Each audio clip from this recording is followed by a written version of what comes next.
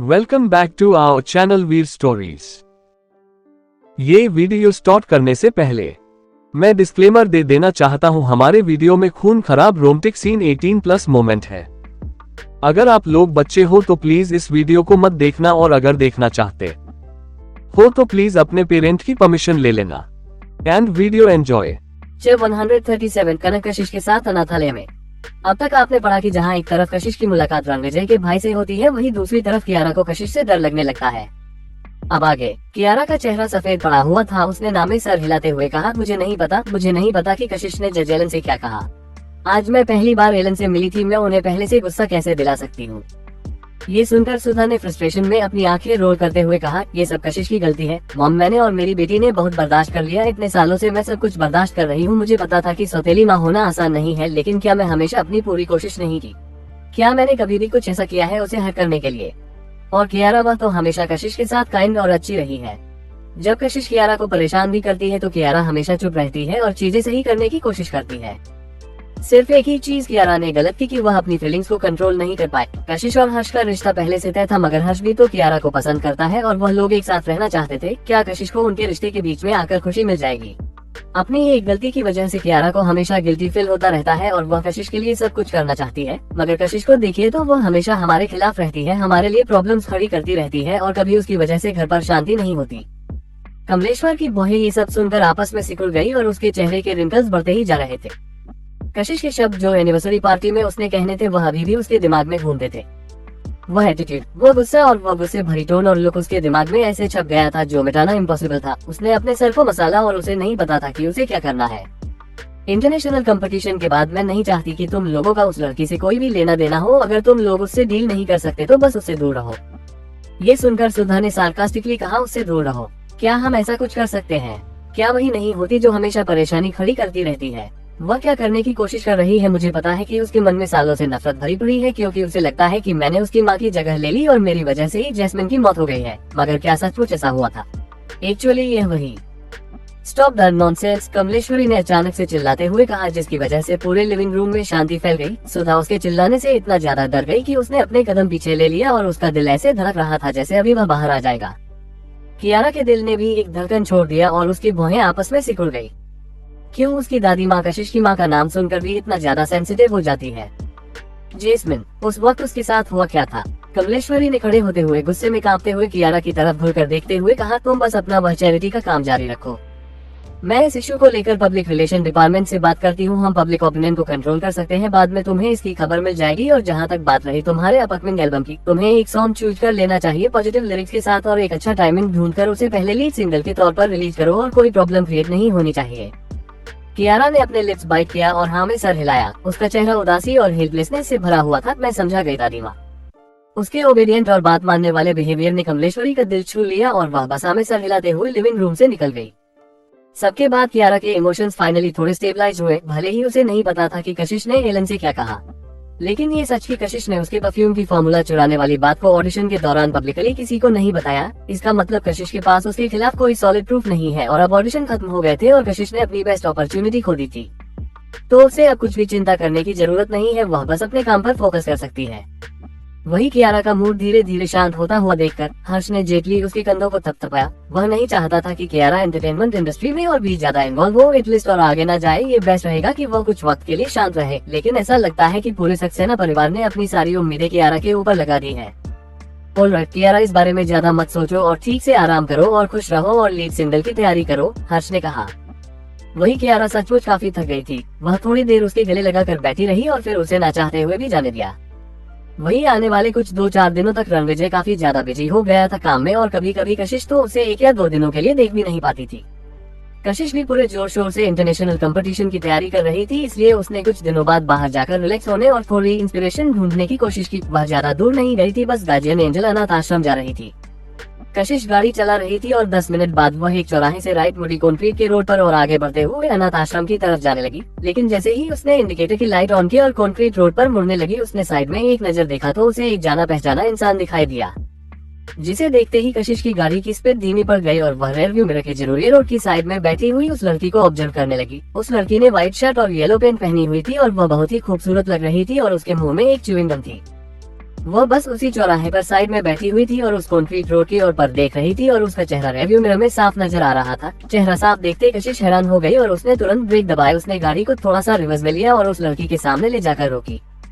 कनक, कशिश ने सॉफ्टली उस लड़की का नाम लिया तो उस लड़की ने ऊपर देखा तो एक खूबसूरत और डेलिकेट चेहरा कशिश को साफ दिखाई देने लगा। तुम सचमुच यहाँ हो। भले ही कशिश की एक्सप्रेशन इंडिफरेंट थे मगर उसकी आवाज में उसकी हैरानी छुपाई नहीं जा सकती थी। कनक खड़ी हुई और उसने भी कार की खिड़की के जरिए कशिश को देखा। वह कुछ सेकंड के लिए पहुंच हो गई और फिर मुस्कुराए और अपने मुंह से चिंगम बगल वाले डस्टबिन में फेंकते हुए कशिश को देखकर वेव करने लगी। कशिश, वह कुछ सेकंड के लिए पहले पहुंच हो गई थी जैसे वह कशिश का नाम भूल गई हो। कशिश ने अपने होंठ दबाया और वह बिल्कुल भी हैरान नहीं थी। ये पक्का कनक ही थी। उसका मिजाज अभी भी नहीं बदला था। वह हमेशा की तरह एक सोशल बटरफ्लाई थी और वह किसी के साथ जल्दी दोस्ती नहीं करती थी और न ही उसे गहरे रिश्ते बनाने में कोई दिलचस्पी थी। उसे अभी तक उसका नाम याद है, यही बहुत बड़ी बात थी कशिश के लिए। तुम यहाँ क्यों बैठी हुई हो? कशिश ने पूछा। वह डायरेक्ट उससे यह नहीं पूछ सकती थी कि वह जेल से कब बाहर आए, इसलिए उसने यही सवाल करना बेहतर समझा। मैं बस यहाँ से जा रही थी मगर बस की स्मेल से मुझे उल्टी होने लगी, इसलिए मैं थोड़ी देर के लिए यहाँ बैठ गई, कनक ने कहा। तो कोशिश ने हाँ में सर हिलाया। वह जानती थी कि अगर कोई कॉन्टेस्ट हुआ कि सबसे अजीब सी और बेफिक्र लाइफ जीने की तो पक्का कनक उसमें जीत जाएगी। वह लोगों के दिल में जगह बनाने की कोशिश नहीं करती थी। ऐसा इसलिए नहीं क्योंकि उसका कैरेक्टर खराब था, बस ऐसा इसलिए क्योंकि उसका कैरेक्टर और अपीयरेंस ही ऐसे थे। कशिश ने थोड़ी देर सोचा और फिर पूछा, कहाँ जा रही हो तुम? मैं तुम्हें लिफ्ट दे सकती हूँ। कनक ने उसकी तरफ देखा और कहा, तुम कहाँ जा रही हो? मैं तो बगल वाले ऑर्फनेज में जा रही हूँ जो थोड़ी दूरी पर है, कशिश ने कहा। तो कनक की आंखें थोड़ी देर के लिए फ्लिकर हुई और फिर उसने गाड़ी की पैसेंजर सीट खोली। बहुत वक्त हो गया तुमसे मिले हुए और मेरे पास अभी काफी फ्री टाइम है, तो मैं तुम्हारे साथ उस अनाथ आश्रम ही चलती हूँ, फिर तुम वहाँ से निकलने के बाद मुझे घर ड्रॉप कर देना, कनक ने कहा। तो कशिश ने इस मौके का फायदा उठाया और फिर अपने लेफ्ट रेयर व्यू मिरर में देखा तो उसे थोड़ी दूरी पर सड़क पर एक गाड़ी पार्क दिखाई दी, जिससे उसकी आईब्रोज आपस में सिकुड़ गई। उसने थोड़ी देर सोचा और फिर गाड़ी से बाहर आए और गाड़ी का चक्कर लगाने के बाद बैठकर गाड़ी शुरू कर दी। वही कनक के एक्सप्रेशन ने बदले मगर उसने अपनी मुट्ठियों को टाइटली बंद किया हुआ था। क्लियरली वह थोड़ा परेशान थी। अनाथ आश्रम पहुंचते ही कशिश ने अपनी गाड़ी पार्क की तो वहाँ का स्टाफ मेंबर्स तुरंत बाहर आया उसे ग्रीट करने के लिए। कशिश तुम आ गई? कशिश ने हाँ में सर हिलाया तो स्टाफ मेंबर की नजर कनक पर गई और उसने पूछा, और यह कौन है? यह मेरी एक दोस्त है, कशिश ने कहते हुए अपनी गाड़ी की चाबी का इस्तेमाल किया अगर डिक्की खोलने के लिए और वह जो स्कूल का सामान और स्नैक्स लेकर आई थी बच्चों के लिए उन्हें बाहर निकाला। वैसे हर्षल कहाँ है? कशिश ने पूछा। स्टाफ को आदत थी कि कशिश से यहाँ आते ही तुरंत हर्षल के बारे में पूछती थी, इसलिए उन्होंने नेचुरली जवाब दिया, वह म्यूजिक रूम में है और मिस रेचल का पियानो सुन रहा है। कशिश की आंखें थोड़ी सी फ्लिकर लेकर हुई और उसने कहा, क्या हर्षल की माँ है उससे मिलने के लिए? कशिश ने ये सवाल कनक के एक्सप्रेशन देखते हुए पूछा था और कनक एक्सप्रेशन ये सवाल सुनते ही थोड़े टेंस हो गए थे। तो स्टाफ मेंबर ने गहरी सांस छोड़ते हुए कहा, नहीं, उसे जेल से निकले हुए काफी वक्त हो गया है मगर वह एक बार भी अपने बच्चे से मिलने के लिए नहीं आए। हम उस मासूम से बच्चे को उसकी माँ का सच बताने की हिम्मत नहीं कर पा रहे हैं। वह हर रोज दरवाजे पर बैठकर घंटों अपनी माँ का इंतजार कर रहता है और उसे खाना खिलाने के लिए हम कहते हैं कि वह अच्छे से खाना खाए ताकि वह और स्ट्रांग हो जाए और अपनी माँ को प्रोटेक्ट कर पाए। तो वह रोज टाइम पर खाना खा लेता है, लेकिन वह बीमार होता है या फिर बुखार होता है तो भी वह एक बार भी खाना मिस नहीं करता, चाहे उसके बाद उसे उल्टी ही क्यों ना हो जाए या फिर उसे खाना कितना भी बुरा क्यों ना लगे। उसे देखकर काफी तकलीफ होती है। कनक जो साइड में खड़ी थी उसकी बॉडी टेंस थी और उसने अपनी नजरें नीचे झुकाई हुई थी और उसकी लंबी लंबी पलकें ऊपर नीचे ब्लिंक हो रही थी।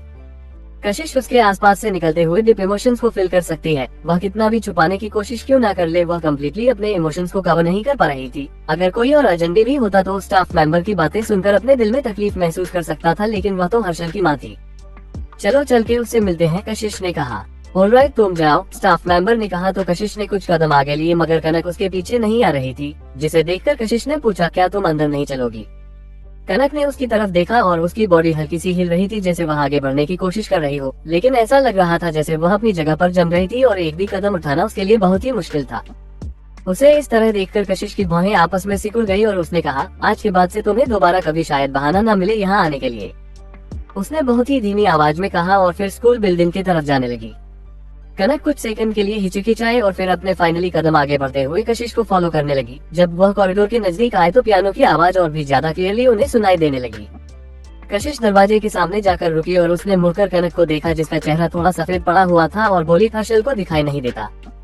कनक के लिप्स अनकंट्रोलेबली कांपने लगे और उसने अपने होठों को जोर से बाइट किया जिसकी वजह से उसके होठों के कोने पर हल्का खून दिखाई देने लगा। वह अपने इमोशंस काबू करने में स्ट्रगल कर रही थी। उसने अपना सर दूसरी तरफ घुमाया और उसकी यूजुअल सॉफ्ट आवाज हाश हो गई थी, मैं जानती हूँ। कशिश ने अपना सर नीचे झुकाया और अपने अंदर की कड़वाहट को जो उसे महसूस हो रही थी किसी का कंट्रोल करते हुए अपने दांत पिसे और तेजी से पियानो रूम का दरवाजा खोला, जिसकी वजह से म्यूजिक तुरंत रुक गया। रेचल ने अपना सर घुमाकर दरवाजे की तरफ देखा तो कशिश धीरे धीरे अंदर आए और काफी देर के बाद कनक भी धीरे धीरे दरवाजे के पास दिखाई दी। उसकी ब्राउन आंखें उस बच्चे पर टिकी हुई थी जो खिड़की के पास बैठा था। उसके हाथ बुरी तरह कांप रहे थे जिससे उसने डोर फ्रेम को टाइटली पकड़ा हुआ था। वह उसका बच्चा था। अपने इमोशन कंट्रोल करते हुए उसने उन ब्राइट और अनफोकस आंखों को देखा और उसके दिल का दर्द उसकी पूरी बॉडी में धीरे धीरे फैल रहा था। शायद हर्षल को भी किसी के प्रेजेंस का एहसास हुआ और उसने अपना चेहरा दरवाजे की तरफ घुमाया और उसका चेहरा देखते ही कनक की सांसें रुक गई और उसकी ब्राउन आंखें बुरी तरह कांपने लगी। ये वही चेहरा था जो उसे अपने सपनों में दिखाई देता था। आगे कहानी में क्या होगा जानने के लिए पढ़ते रहिए और कमेंट और लाइक जरूर कीजिए। चैप्टर 138 कनक ने बिताया अपने बेटे के साथ वक्त। अब तक आपने पढ़ा कि जहां एक तरफ कियारा अपना नया गाना रिलीज करने वाली थी, वहीं दूसरी तरफ अनाथ आश्रम जाते वक्त रास्ते में कशिश को कनक मिलती है। अब आगे कनक काफी ज्यादा हैरान और उदास नजर आ रही थी। वही रेचल ने कंफ्यूजन में दरवाजे पर खड़े अजनबी लड़की को देखा और फिर मुड़कर कशिश की तरफ देखा। कशिश की भौहें आपस में सिकुड़ी हुई थी और उसका चेहरा सख्त था। वह हर्षल के पास गई और नीचे घुटनों के बल बैठते हुए उसका सर सहलाते हुए उसने सॉफ्टली पूछा, क्या तुम अंदाजा लगा सकते हो कि मैं कौन हूँ? हर्षल ने हाँ में सर हिलाया। तब कशिश जेटली मुस्कुराकर बोली, मुझे पता है कि तुम्हें म्यूजिक कितना अच्छा लगता है, इसलिए मैं अपनी एक दोस्त को लेकर आई हूँ जो तुम्हारे लिए पियानो प्ले करेगी। ओके, हर्षल ने हमें सर हिलाया दोबारा। कितने अच्छे बच्चे हो तुम। कशिश खड़ी हुई और रेचल की तरफ मुड़कर बोली, क्या मैं तुमसे थोड़ी देर बात कर सकती हूँ? रेचल की भौहें आपस में सिकुड़ गई। उन लोगों ने उस कॉलेज फेस्टिवल के पास एक दूसरे को नहीं देखा था। थोड़ी देर सोचने के बाद उसने हाँ में सर हिलाया। वह दोनों रूम से निकल गए तो कनक अंदर आए और बिना कनक को एक नजर देखे कशिश ने दरवाजा बंद कर दिया। वह दरवाजा बंद होने की आवाज किसी सिग्नल की तरह थी। जैसे ही वह बंद हुआ कनक की आंखों में से आंसू लगातार बारिश की तरह गिरने लगे। तुम हर्ष हो, राइट? कनक ने पूछा और जब हर्षल ने कनक के शब्दों को सुना तो उसकी थोड़ी सी बड़ी हल्की सी कांप गई। उसने अपना चेहरा उसकी आवाज की तरफ घुमाया। उसकी बड़ी बड़ी आंखें भर आई। उनमें कोई जान नहीं थी मगर ऐसा लग रहा था जैसे एक्साइटमेंट में उसकी तरफ देख रही हो। कनक ने अपने हाथ से अपना मुंह कवर कर लिया और लगातार उसकी आंखों से आंसू बहते ही जा रहे थे। उसकी लाल आंखों के साथ वह उसके पास गई और उसका हाथ लेते हुए जेटली उसके चेहरे को छुआ। वह केयरफुली उसके चेहरे के फीचर्स को देख रही थी। हर्षल, उसने अपने बच्चे का नाम अपने मुंह से लिया। ये फीलिंग काफी ज्यादा यूनिक और रिप्लेसेबल थी जिसकी जगह कोई नहीं ले सकता था। हर्षल ने भी अपने हॉट टाइटली बंद किए और उसकी आंखों से आंसू गिरने लगे। वहीं बाहर गार्डन में कशिश बिल्कुल पानी की तरह शांत। मैं इंतजार कर रही थी कि तुम आकर खुद मुझसे मिलोगी, कशिश ने कहा। तो रेचल हंसते हुए बोली, हाल फिलहाल में मैं सॉन्ग्स लिखने में बिजी थी इसलिए मुझे वक्त ही नहीं मिला। कशिश ये सुनकर थोड़ी देर के लिए रुकी और उसने कहा, सचमुच तुम्हारे चेहरे को तो देखकर लगता है कि तुम अपने काम में काफी ज्यादा ही बिजी हो, जो तुम्हारे पास खाने का वक्त नहीं है। रेचल ने हाँ में सर हिलाया और एक गहरी सांस ली। उसे देखकर ऐसा लग रहा था जैसे पूरी दुनिया का भार उसी के कंधों पर हो और उसने कहा, मैं बचपन से ही हर तरह के म्यूजिक इंस्ट्रूमेंट से फैमिलियर हूँ। मैं यह नहीं कहूंगी कि मैं किसी भी चीज में मास्टर हूँ या सबसे बेस्ट हूँ, मगर मुझे उन्हें बजाना आता है। मेरी मम मुझे हमेशा सख्त बिहेव करती थी जब वह जिंदा थी, मगर मुझे एक्चुअली सब कुछ बहुत अच्छा लगता था, भले ही मैं कभी कभी उनके खिलाफ चली जाती थी। मैंने कई सारे सॉन्ग्स लिखे हैं मगर मेरी मॉम ने वह सारे सॉन्ग्स बंद करके रखे थे। मैं हमेशा उनके सामने खुद को प्रूव करना चाहती थी, उनसे आगे निकलना चाहती थी, लेकिन आखिर में शायद मैं अपने आप को कुछ ज्यादा ही हार्ड पुश कर रही थी। मैं रिसेंटली आजकल यहाँ ज्यादा आती ही हूँ और यहाँ आकर मुझे ऐसा लगता है जैसे मुझे अपने लिप से एक मकसद मिल गया है। इसलिए अपने लिखे हुए सॉन्ग से मैं काफी ज्यादा खुश हूँ। जब मेरे टीचर ने सुना है और उन्होंने थोड़ी लिरिक्स इधर उधर किया है और मुझे भरोसा है कि वह सॉन्ग इंडस्ट्री में तहलका मचा देने वाला है। कशिश जो उसकी बातें सुन रही थी और उसने हाँ में सर हिलाया। रेचल को लगा कि कशिश ने उसकी बातों को एक्सेप्ट कर लिया है, मगर तभी कशिश बोली, तुम्हें पता होगा ना कि पल्स एंटरटेनमेंट कियारा के लिए एक नया एल्बम लॉन्च करने वाला है। रेचल की भौहें आपस में सिकुड़ गई। अगर तुम्हें कोई भी एल्बम या सिंगल रिलीज करना है तो तुम्हें कंपनी से पहले रिव्यू करवाना होगा और भले ही वह तुम्हारा खुद का सॉन्ग हो मगर कंपनी उसमें इंटरफेयर कर सकती है। पल्स एंटरटेनमेंट अपने सारे रिसोर्सेस कियारा के ऊपर ही लगती है और क्या तुम्हें लगता है कि तुम्हारा सॉन्ग इतना अच्छा हुआ तो वह लोग उसे तुम्हारे नाम से रिलीज होने देंगे? वह लोग डेफिनेटली ट्राई करेंगे और उसे कियारा को दे देंगे। ये सुनकर रेचल ने अपना सरनामे हिलाते हुए कहा, वह मेरा काम है, अगर मैं एग्री नहीं करूंगी तो वह लोग ऐसा नहीं कर सकते। कशिश ने उसकी तरफ देखा और एक हीटनेसनेस के साथ हंसते हुए बोली, तुमने 2 एल्बम रिलीज किया है और कुछ कॉन्सर्ट किया है। पिछले कुछ सालों से तुम इंडस्ट्री से थोड़ी सी दूर हो गई हो, मगर मैंने नहीं सोचा था कि तुम इतनी बेवकूफ होगी। रेचल की भौहें और भी आपस में सिकुड़ गई और उसने कहा, तुम्हारा मतलब क्या है? कशिश ने गहरी सांस छोड़ी और फूलों के बगीचे के पास गई और उन फूलों को हल्का सा हिलाते हुए उसने कहा, पल्स एंटरटेनमेंट अनकंडीशनल तौर पर कियारा को सपोर्ट करता है। क्या तुम्हें लगता है कि अगर तुम अपने सॉन्ग्स उसे नहीं दोगी तो प्लस एंटरटेनमेंट वह सॉन्ग्स तुम्हें अपने नाम से रिलीज करने देगा? वह लोग तुम्हें रोकेंगे और तुम्हारे सॉन्ग्स को भी रिलीज होने से रोकेंगे। अगर तुमने पहले सॉन्ग रिलीज कर दिया तो शायद कियारा की डेवलपमेंट कम हो जाएगी, और अगर तुमने बाद में किया तो तुम कियारा की लाइमलाइट छीन लोगी, और ऐसा प्लस एंटरटेनमेंट कभी नहीं होने देगा। वह लोग तुम्हें कभी कियारा की स्पॉटलाइट लेने नहीं देंगे और कभी उसके अलावा किसी और को चमकने नहीं देंगे। ये सब सुनकर रेचल का चेहरा काला पड़ने लगा था। वह डरी हुई भी थी और गुस्से में थी। कशिश ने जो भी कुछ कहा था उसके खिलाफ वह एक भी शब्द नहीं बोल रही थी। इतने साल और इतना ज्यादा वक्त प्लस एंटरटेनमेंट में बिताने के बाद न सिर्फ वह बल्कि बहुत सारे आर्टिस्ट थे जो बहुत अच्छे से समझ गए थे कि उन्हें वहां पर कैसा ट्रीटमेंट मिलने वाला है, मगर उनमें से ज्यादातर में खुद का स्टैंड लेने या फिर प्लस एंटरटेनमेंट के खिलाफ जाने की हिम्मत नहीं थी, क्योंकि उन्होंने एक बार कॉन्ट्रैक्ट साइन कर दिया है और वह लोग अभी भी उस कॉन्ट्रैक्ट के अंदर ही है। अगर एक आर्टिस्ट के तौर पर उन्होंने पब्लिकली प्लस एंटरटेनमेंट को चैलेंज किया तो उन्हें स्पेशल ट्रीटमेंट जरूर रिसीव होगा, जो उनके लिए बिल्कुल फायदेमंद नहीं होगा। वही रेचल के इमोशंस को ओवरवेलम होता हुआ देखकर कशिश ने डेविल स्माइल के साथ कहा, मगर स्टारलाइट इंटरनेशनल दूसरी तरह की कंपनी है। तुम्हारे पास टैलेंट है और तुम्हें कैसे अच्छा म्यूजिक क्रिएट करना आता है, और मेरे पास कॉन्टैक्ट और रिसोर्सेस है। अगर तुम कोई गलत काम नहीं करोगी तो मैं तुम्हारी गोल तक पहुंचने में तुम्हारी मदद करूंगी, तुम्हारे सपने सच करने में तुम्हारी मदद करूंगी, और तुम्हें कोई भी नहीं रोकेगा। इतनी सारी बातें सुनकर रेचल को अभी भी सोचता हुआ देखकर कशिश ने उसे पुश नहीं किया और आगे कहा, मैंने तुम्हें बहुत वक्त दिया है। कियारा अभी भी अपने एल्बम पर काम कर रही है। उसकी आवाज काफी अच्छी है और उसे बचपन से म्यूजिक के लिए ट्रेन किया गया है। अगर उसने एक अच्छा सॉन्ग लिख लिया तो वह तुरंत फेमस हो जाएगी, और इस टाइम के दौरान तुमने अपने सॉन्ग्स रिलीज नहीं कर पाओगी, क्योंकि कियारा को शाइन एंड ब्राइटर स्टार बनाने के लिए प्लस एंटरटेनमेंट तुम्हें इंतजार करवाएगा। इसलिए तुम्हें सोच ले तुम्हें क्या करना है। जब रेचल और कशिश ने अपनी बातें खत्म कर ली तो कशिश वापस पियानो रूम में गई तो उसे हॉल में से ही खूबसूरत पियानो म्यूजिक की आवाज सुनाई देने लगी। वह ट्यून बहुत ही ज्यादा ब्राइट और लाइवली थी। कशिश पियानो रूम के अंदर नहीं गई बल्कि हॉलवे के दीवार के अगेंस्ट ही लीन होकर चुप चुप कनक के पियानो म्यूजिक को सुनने लगी। उसने कभी नहीं सोचा था कि कनक जैसी केयरफ्री लड़की, जिसे देखकर लगता है कि उसे इस दुनिया में किसी की फिक्र नहीं है, वह इतना जेंटल म्यूजिक प्ले करेगी। वही अंदर कनक एक के बाद एक म्यूजिक बजा रही थी। जब तक लंच टाइम हुआ और टीचर ने उन्हें खाना खाने के लिए इनवाइट किया तो कशिश ने हर्षल के उम्मीद भरे चेहरे को देखा और फाइनली हमें सर हिलाया। कशिश, कनक और हर्षल एक साथ लंच की टेबल पर बैठे हुए थे खाना खाने के लिए, और कनक थोड़ा क्लमजीनेस के साथ हर्षल को खिला रही थी। उसे दूसरों का ख्याल रखने की आदत नहीं थी और शायद जिंदगी में पहली बार था, इसकी वजह से वह बहुत ही नर्वस थी। तुम्हें कब पता चला? कनक ने बहुत ही धीमी आवाज में पूछा। तो कशिश ने एक पानी का घूंट लिया। हर्षल का चेहरा सहलाते हुए बोली, जब तुम मेरी गाड़ी में बैठी तो मुझे शक हुआ था। तुम्हें पता था कि कोई नीचे मेरा पीछा कर रहा है, इसलिए तुम जानबूझकर नीचे उतरी उन्हें डाइवर्ट करने के लिए, राइट? क्योंकि तुम दोनों क्लासमेट हो तो वह तुम्हें जानता होगा। कनक ने हर्षल का मुंह साफ करते हुए लाइटली कहा, वह तुम्हारा इंतजार कर रहा है। ये सुनकर कनक की आंखें फ्लिकर हुई और फिर वह चुप हो गई। वह जानती थी कि कशिश कुछ ऐसी चीजें हैं जो हर्षल के सामने नहीं बोलना चाहती। लंच के बाद कशिश ने पूरी शाम तक वही रहने का डिसाइड किया। वही कनक ने खाना खाने के बाद थोड़ी देर के लिए हर्षल को सुला दिया और जब वह उठा तो वह उसके साथ थोड़ी देर तक खेलती रही। हर्षल का मूड बहुत ही अच्छा था। नॉर्मली उसका चेहरा जो थोड़ा उदास और एक्सप्रेशन लेस रहता था, और उसके चेहरे पर एक प्यारी सी मुस्कुराहट थी जो उसे और भी ज्यादा ब्राइट और प्यारा बना रही थी। जब कशिश अकेले खड़ी उन दोनों को देख रही थी तो वहाँ के हेडमास्टर उसके पास आए और उन दोनों के बीच के वो इंटरेक्शन को देखकर उनकी आंखों में जेंटल स्माइल आ गई और उन्होंने पूछा, कशिश, क्या ये लड़की ही हर्षल की माँ है?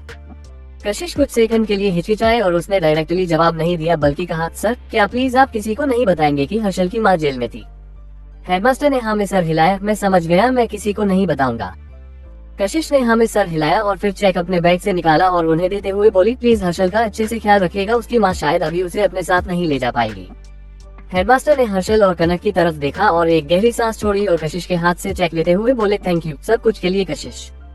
कशिश ने एक हल्की मुस्कुराहट दी मगर कुछ बोली नहीं। जब शाम हो गई तो कशिश ने वहाँ से जाने का अपना मन बनाया। इतने सालों में ये पहली बार था जब वह इतने टाइम तक यहाँ रुकी थी। अगर वह और थोड़ी देर यहाँ रुकी तो शायद शौर्य को शक हो जाएगा।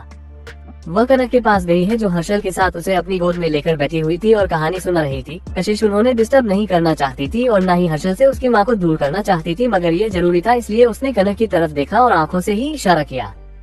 मगर जैसे ही वह कुछ बोलने वाली थी, कनक ने उसे बीच में ही रोकने का इशारा करते हुए कहा, हर्षल अब मुझे जाना होगा, तुम अच्छे बच्चे की तरह रहना, खाना ठीक से खाना, सोना और अपने टीचर की बात सुनना, ओके? हर्षल की आंखें जो थोड़ी देर पहले चमक रही थी वह तुरंत डल हो गई। कनक ने हर्षल की तरफ देखा, लाइटली उसके सर को छुआ और उदासी में मुड़ते हुए खड़ी हो गई। मगर हर्षल ने अपने छोटे छोटे हाथों से उसकी ड्रेस को टाइटली पकड़ा हुआ था। हर्षल का चेहरा थोड़ा शांत नजर आ रहा था मगर थोड़ा सा पैनिक भी नजर आ रहा था। उसने अपने होंठ दबाया और उसकी आंखों में आंसू भर गए मगर फिर भी उसने किसी तरह उन्हें रोका हुआ था। वह बिल्कुल इस वक्त कनक की तरह ही लग रहा था और वही कनक की खूबसूरत आंखों से लगातार आंसू बहते जा रहे थे और ये दर्द उसके बर्दाश्त के बाहर था। आप कब वापस आओगे? हर्षल ने एक रेयर क्वेश्चन उससे पूछा तो कनक ने अपनी मुठ्ठियां टाइटली बंद कर ली। वह कब वापस आएगी उसे खुद भी नहीं पता था। वह हर्षल को एक क्लियर जवाब देना चाहती थी और उससे ज्यादा वह खुद को जवाब देना चाहती थी ताकि वह उसे मिलने आ सके, मगर वह इस तरह नहीं आ सकती थी और जा सकती थी अपनी मर्जी के हिसाब से, क्योंकि अगर शौर्य को उसके बार बार यहाँ आने पर शक हो गया तो शायद वह मुसीबत में पड़ जाएगी।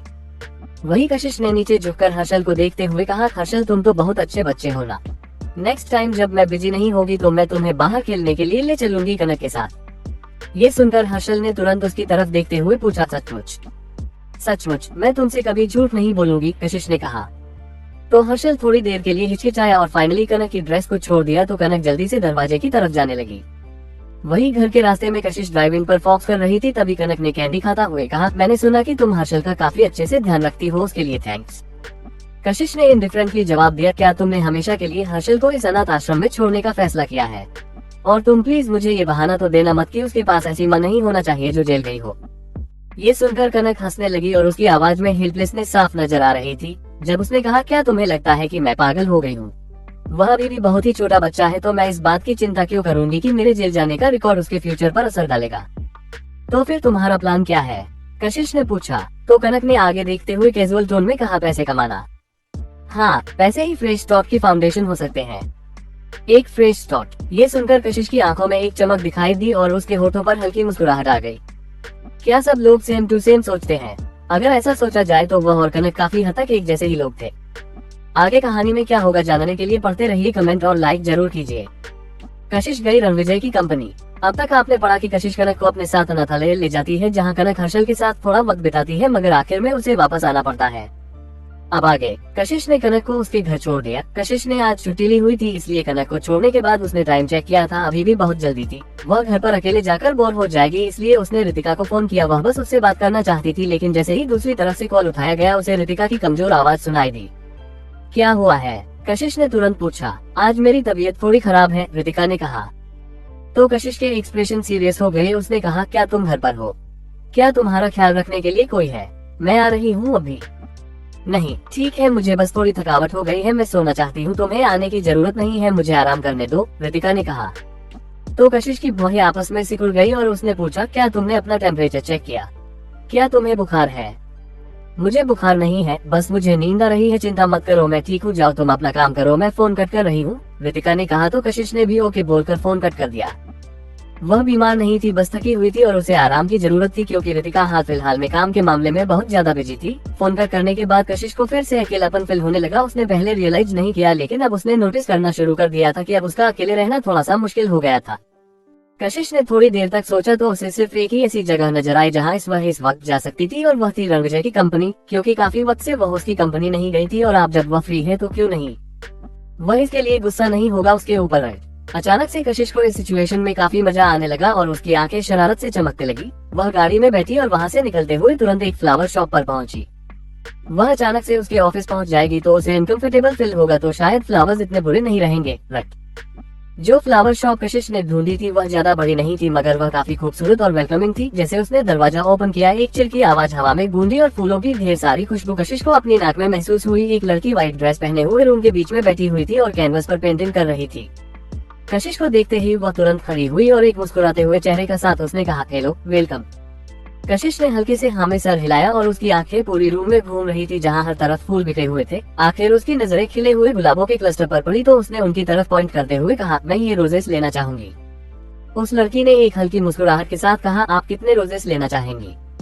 रोजेस लिली के साथ ली जाए तो इसका मतलब होता है आई लव यू फॉरएवर, और रोजेस को अगर बेबी ब्रेथ फूलों के साथ पर किया जाए तो उसका मतलब होता है डिवोटेड टू यू।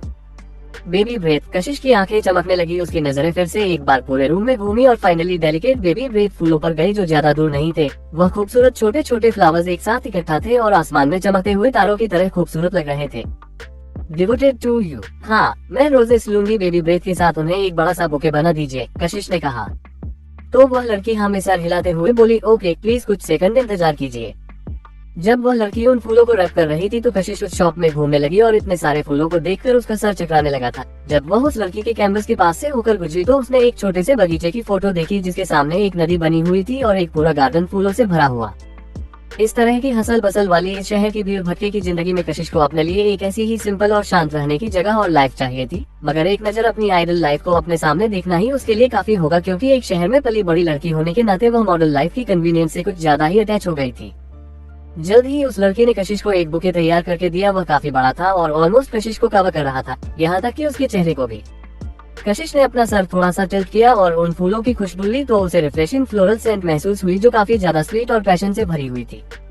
खुश होते हुए उसने हाँ में सर हिलाया और उन फूलों के लिए पैसे दिए और फिर वहाँ से निकल गई। जब कशिश रावत ग्रुप की बिल्डिंग के बाहर आए तो उसने गाड़ी से बाहर निकलने से पहले ही एक मास्क लगा लिया। आजकल वह इंटरनेट सेंसेशन बनी हुई थी और उसके ऊपर से उसे उतना ही क्रिटिसिज्म भी मिल रहा था। अगर उसका रंगजय का रिश्ता इस वक्त एक्सपोज हो गया तो क्या वह जो इतने सारे एफर्ट कर रही है अपने इमेज सुधारने के लिए ताकि वह ओपनली रंगजय के साथ रिश्ता पब्लिक कर पाए, वह सारे वेस्ट नहीं हो जाएंगे।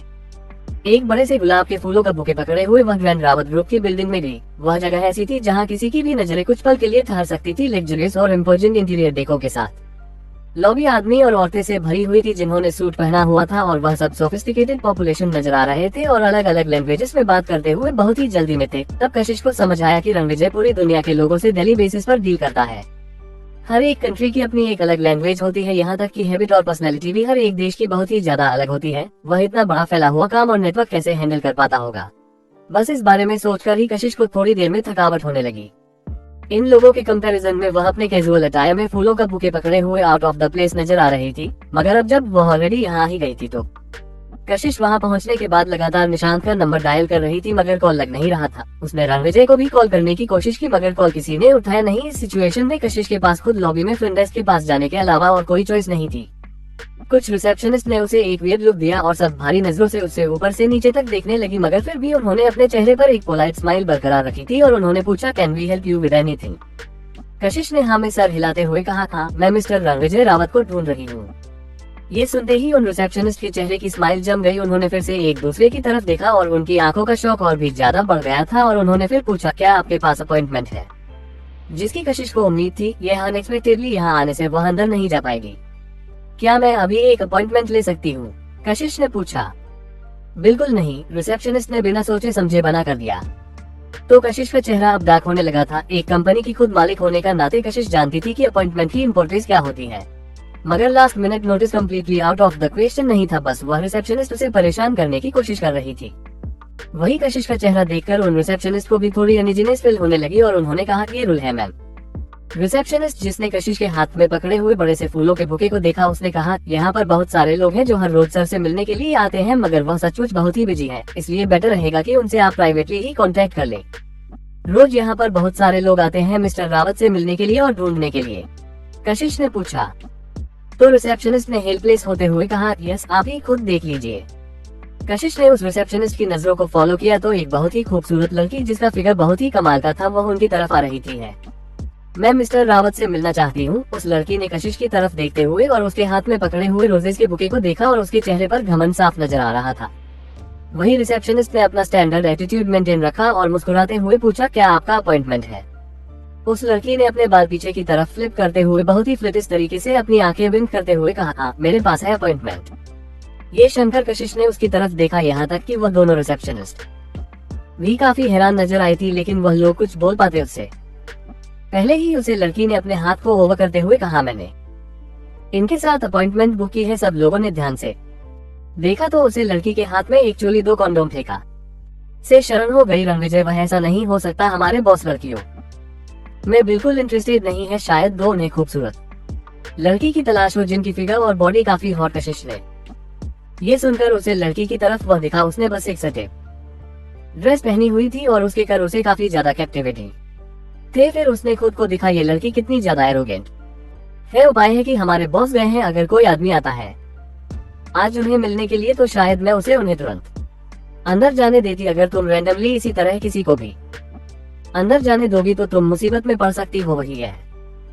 सुनकर कशिश ने उन दोनों की तरफ देखा। ये दोनों रिसेप्शनिस्ट बिल्कुल भी रिलायबल नहीं नजर आ रही थी, लेकिन उसके दिमाग में एक ख्याल आया कि क्या आदमी अंदर जा सकते हैं बिना अपॉइंटमेंट की? कशिश ने थोड़ी देर सोचा और तुरंत वहां से निकाल गई। 15 मिनट के बाद कशिश, जिसने एक electro style fitted white suit पहने हुआ था मैचिंग कप के साथ और अपने हाथ में वही एक रोज लेकर कॉन्फिडेंट अंदर confident on the right question, जिसने आदमियों के कपड़े हुए थे उसके आसपास से एक अलग किस्म का सावेज एटीट्यूड था और वही रिसेप्शन। रिस्क पर वह खूबसूरत लड़की अभी भी दोनों रिसेप्शनिस्ट से बहस कर रही थी। मैंने तुम लोगों से कहा ना कि मैं मेरा अपॉइंटमेंट है, तो तुम लोग मुझे अंदर क्यों नहीं जा रहे हैं? दे रहे हो? आई एम सॉरी मिस, हमने चेक किया है, हमारी सीईओ की इस वक्त कोई भी अपॉइंटमेंट नहीं है, इसलिए प्लीज हमारे लिए काम मुश्किल मत कीजिए, उसे रिसेप्शनिस्ट ने कहा। मैं अभी अपॉइंटमेंट बुक कर लेती हूँ, मेरे लिए सेटअप करो, मुझे इम्पोर्टेंट काम है। तुम्हारे सीईओ से वह लड़की फिर भी जिद करते हुए बोले, आई एम सॉरी सीईओ इस वक्त ऑफिस में नहीं है। उसने संस्कृत में कहा, तुम झूठ बोल रही हो, तुम लोगों ने थोड़ी देर पहले क्यों नहीं बताया कि वह यहाँ नहीं है? वह लड़की बोली, अगर हमने बताया होता तो क्या आपको हम पर भरोसा होता? उसे रिसेप्शनिस्ट ने कंप्लेंट करते हुए कहा और अब उसे इस लड़की से प्रॉब्लम होने लगी।